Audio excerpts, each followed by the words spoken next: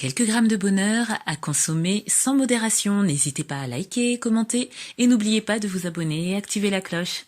C'est parti. Quelques grammes de bonheur. Quelques grammes de bonheur. Quelques grammes de bonheur. Quelques grammes de bonheur. Quelques grammes de bonheur. Quelques grammes de bonheur. Quelques grammes de bonheur. Quelques grammes de bonheur. Quelques grammes de bonheur.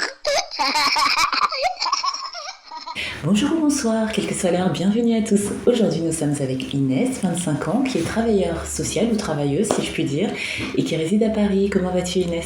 Ça va très bien, merci. Merci à toi de nous faire l'honneur et le plaisir d'être avec nous aujourd'hui. Tu es travailleuse, encore une fois. En quoi consiste ce métier en quelques mots ? Alors, on s'adapte aux personnes qu'on accompagne. Oui. Donc, c'est un travail très enrichissant parce qu'il faut apprendre à connaître la personne, son parcours de vie, pour justement un peu faire un état des lieux de ses besoins, Oui. s'adapter aussi à ses demandes et essayer d'y répondre avec elle et travailler à son mieux-être.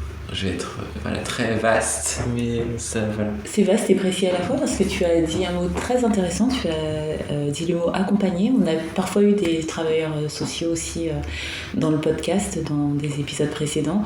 Et c'est ce que j'avais cru comprendre, contrairement à ce qu'on pense, ce n'est pas de l'assistanat.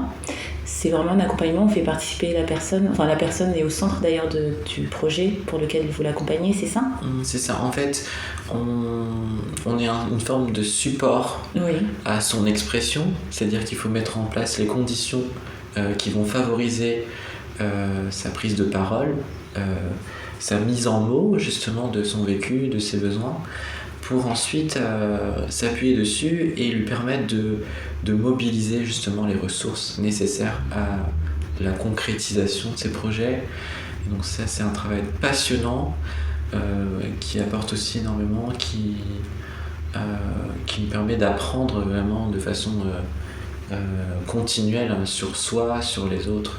Donc, qu'est-ce que tu t'exprimes bien, tellement bien qu'on a envie d'être accompagné par toi du coup. Et tu en parles vraiment bien, on sent effectivement la passion qui t'anime quant à ce métier. Est-ce que tu le fais depuis longtemps ?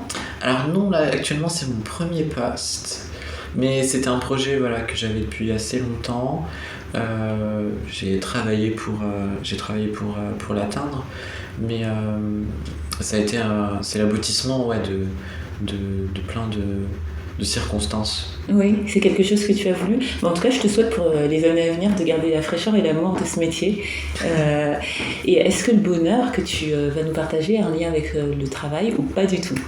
Oui. Oui. Ouais. Disons qu'on n'entre pas dans ce métier par hasard, que c'est une forme de perspective sur le monde, sur les autres, sur soi. Oui. Parce qu'on est animé par des valeurs, et je pense que ces valeurs-là, elles viennent pas de nulle part, et c'est aussi l'application d'idéaux comme ça, justement, dans son quotidien. Et je pense que si vraiment j'essaie de faire une mise en lien entre ma conception du bonheur, qui est apparemment l'objet de ce podcast, et aussi mon activité professionnelle, pour moi c'est complètement lié, je m'y retrouve totalement. Et qu'est-ce qui t'a procuré ou te procure encore du bonheur ? C'est le fait d'avoir pu atteindre ce but d'exercer cette profession, ou bien le fait d'y être maintenant, ou c'est un tout ? Alors en fait j'ai l'impression, c'est pas égoïste, mais j'ai l'impression que ce métier va me permettre de m'épanouir moi personnellement, et ce qui est assez cool je trouve, c'est que c'est une sorte de cercle vertueux où en fait je vais être exigeante avec moi-même pour donner des choses positives aux autres, mais aussi ça va venir alimenter ma vie personnelle, et ensuite ça sera réinvesti, réinjecté dans ce que je vais pouvoir offrir comme relation aux personnes que j'accompagne, mais aussi également encore une fois dans ma vie personnelle. Et les personnes que j'accompagne, c'est aussi extrêmement gratifiant de voir qu'elles peuvent se saisir de choses pour aussi atteindre justement cette forme de mieux-être, d'idéal qu'elles se sont fixées. Et voilà, c'est en gros, c'est une chaîne sans fin, si je puis dire. C'est gratuit. Et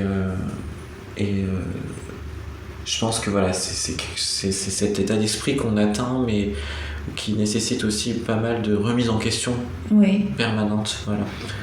C'est très intéressant cet aspect que tu donnes du bonheur, puisqu'il y en a tellement, cet aspect-là, et j'ai beaucoup aimé son expression de cercle vertueux, parce que quelque part tu montres à travers ce bonheur que tu trouves dans le travail qu'on peut aussi trouver du bonheur dans le travail, qu'il peut ne pas être qu'alimentaire, qu'on peut y trouver son compte et que ça peut avoir des répercussions sur sa vie professionnelle, et dans ton cas sur celle des autres.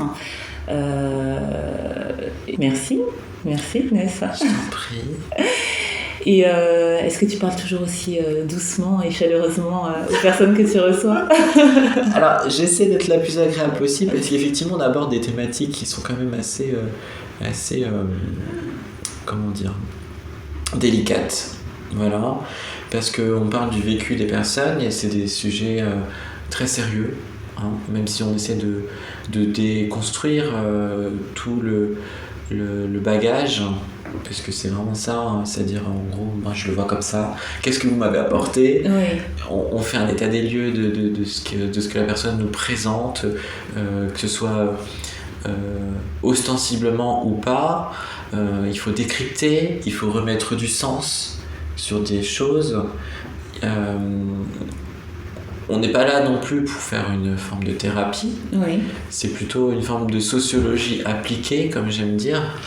Mais voilà, j'ai l'impression que c'est aussi important ce qu'on présente en tant que travailleur social, la boîte à outils avec laquelle on va en entretien et on rencontre les personnes. Donc effectivement, je pense qu'il faut être assez avenante, si c'est pour un peu répondre à... Exactement, oui, on sent que tu l'es, on sent que tu as le souci de l'autre. Et l'autre aspect intéressant, c'est qu'on sent vraiment une relation d'égal à égal dans ce que tu présentes. Égal à égal, j'entends par là que parfois, quand les gens veulent voir des assistantes sociales, des éducateurs ou autres, on a l'impression qu'ils se mettent en situation descendante, si je puis le dire. Et là, non, c'est d'être humain à être humain. Et comme tu l'as dit, tu es là pour les accompagner, pour les mener vers un objectif. Et c'est très plaisant. Et une autre chose aussi qu'on peut tirer aussi du bonheur que tu nous présentes, c'est que le bonheur aussi, c'est se donner les moyens de l'atteindre. Et c'est ce que tu as fait. Tu voulais tu voulais exercer cette profession et tu t'en es donné les moyens. Et c'est aussi quelque chose qu'on peut retenir. Quand on veut être heureux, quand on a une notion du bonheur, telle qu'elle soit, on peut se donner les moyens de l'atteindre, que c'est aussi entre nos mains. Alors, il y a ce que je pourrais partager aussi au niveau du développement personnel, c'est que même à travers mon métier, j'ai remarqué que on peut se fixer un objectif, avoir des idéaux seulement si quelque part on s'autorise à croire que c'est possible. Et je crois que ce qui manque aussi, c'est pas mal de perspectives aux personnes. Et moi, je suis pas là pour leur dire voilà ce qui serait mieux pour vous. C'est plutôt faire un travail qui vise à leur faire prendre conscience de leurs désirs. Et il y a tout un monde entre avoir des désirs et s'autoriser à penser qu'on peut les atteindre, qu'on peut les réaliser. Et je pense que la conception, la notion de bonheur, elle est aussi envisageable seulement si on peut penser que le changement peut s'actionner. Et après, c'est basé sur plein de choses, hein, sur notamment le parcours de vie de la personne.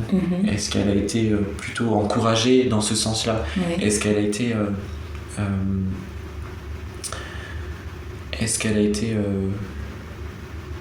j'aurais dit comprise?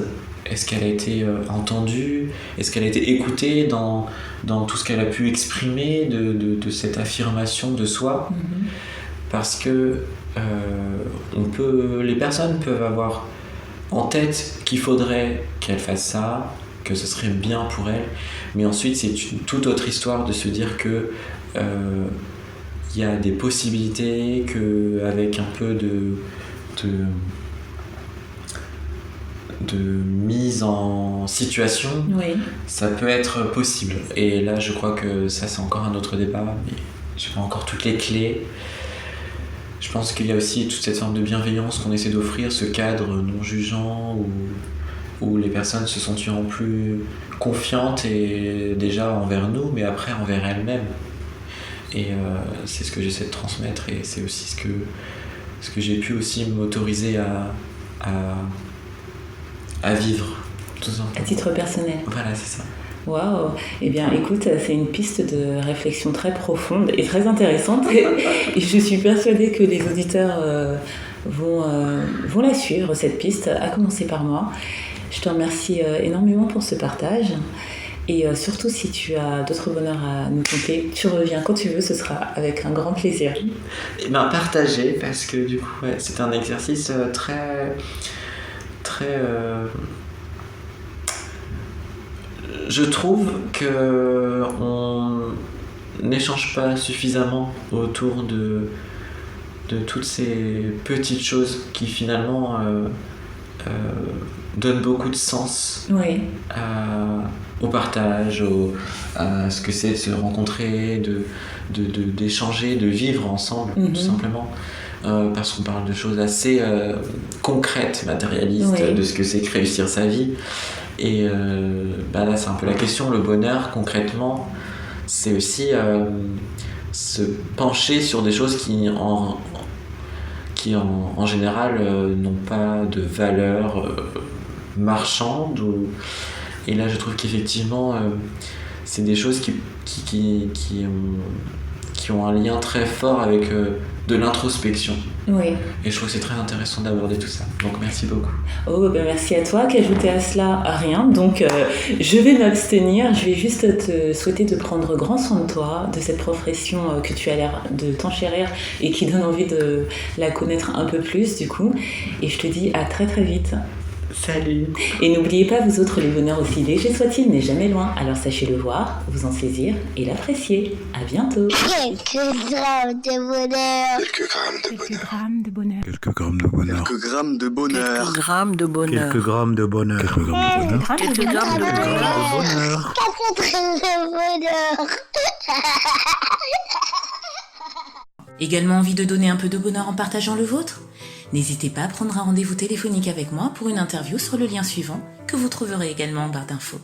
À très vite et n'oubliez pas de vous abonner. Merci.